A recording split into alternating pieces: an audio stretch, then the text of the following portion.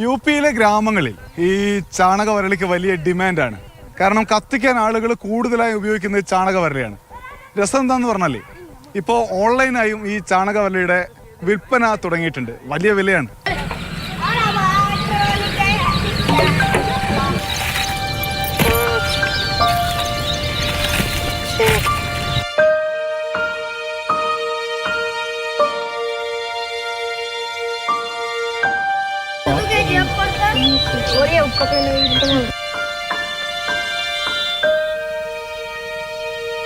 वो कितना रुपए है एक?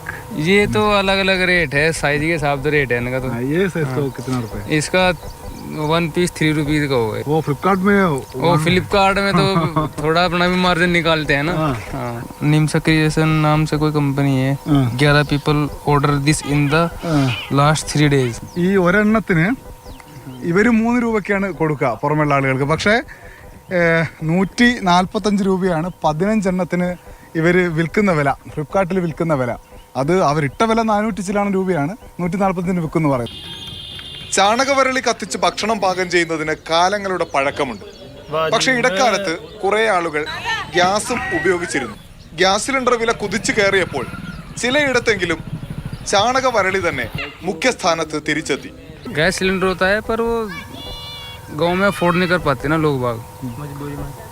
गांव में ऐसा है कि सिलेंडर जो है गैस सिलेंडर उसे रखते हैं इमरजेंसी के लिए। सिलेंडर महंगा है? गैस सिलेंडर हाँ महंगा भी है, 910 रुपये का है, काफ़ी महंगा है.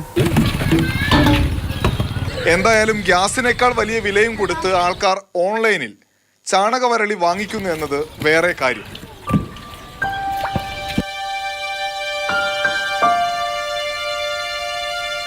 ഷാമിലിയിൽ നിന്ന് ഷിജു പട്ടുവത്തിനൊപ്പം അനൂപ് ദാസ്, മാതൃഭൂമി ന്യൂസ്.